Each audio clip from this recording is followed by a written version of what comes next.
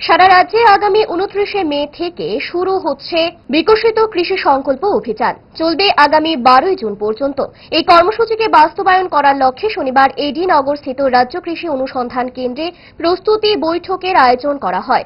উপস্থিত ছিলেন কৃষিমন্ত্রী রতন লাল নাথ, এডিসির কৃষি দপ্তরের কার্যনির্বাহী সদস্য ভব রঞ্জন রিয়াং, কৃষি দপ্তরের অধিকর্তা সহ কৃষি বিজ্ঞানীরাও। মন্ত্রী জানান, বিজ্ঞানীরাও যাবেন এই ল্যাব থেকে ল্যান্ডের কর্মসূচিতে। তারা কৃষকদের সঙ্গে কথা বলবেন, কি সমস্যা রয়েছে তাদের, কি চাহিদা রয়েছে, এই চাহিদা পূরণের জন্য বিজ্ঞানীরা কি করতে পারে, দপ্তর কি করতে পারে। এজন্য এই ধরনের সচেতনতামূলক প্রোগ্রাম। রাজ্যের 3 জেলা কৃষিতে স্বয়ংসম্পূর্ণ, বাকিগুলোকে কিভাবে স্বয়ংসম্পূর্ণ করতে পারা যায় সেই চেষ্টাও থাকবে। রাজ্যের 58টি ব্লকের মধ্যে 30টি এখন স্বয়ংভর, বাকি 28টি এখনো পিছিয়ে রয়েছে।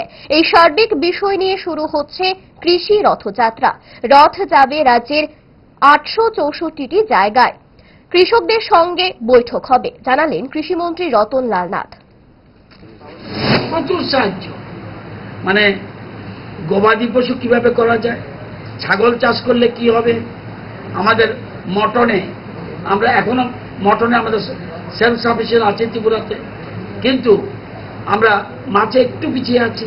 এটাকে আমরা কিভাবে বাড়াতে পারি। আমাদের 3টা জেলা বর্তমানে কৃষিতে স্বয়ম্ভর, বাকি জেলাগুলিতে কিভাবে আমরা স্বয়ম্ভর করতে পারি। আমাদের 58টা ব্লকের মধ্যে 30টা ব্লক স্বয়ম্ভর, 28টা এখনো পিছিয়ে আছে।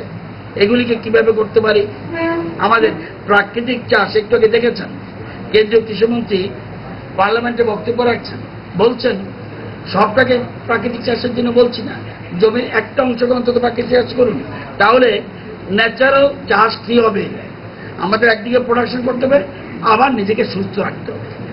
এই জন্য আমরা রথযাত্রা, কৃষি রথযাত্রা আমরা শুরু করছি, এবং এটা সারা রাজ্যে 864টা প্লেস, 864টা প্লেসে কমপক্ষে 1,72,000 কৃষকের কাছে পৌঁছার চেষ্টা করব। আমার ধারণা অনেক বেশি হবে। 864 স্পটে 864টা মিটিং হবে কৃষকদের প্রতিদিন, এবং প্রতিদিন 72টা মিটিং হবে ত্রিপুরা রাজ্যে। এই যে 8টা জেলায় 72টা মিটিং হবে প্রতিদিন, এবং ডিস্ট্রিক্টে 3টে করে কমিটি থাকবে। সব টিমে বিজ্ঞানীরা থাকবে, সব টিমে আমাদের দপ্তর, বিভিন্ন দপ্তরের প্রতিনিধিরা থাকবে। প্রতিটি কমিটি 3টা করে মিটিং করবে, এবং কমপক্ষে 200, কমপক্ষে উপরে 300, 400, 500 করে কৃষক থাকবে।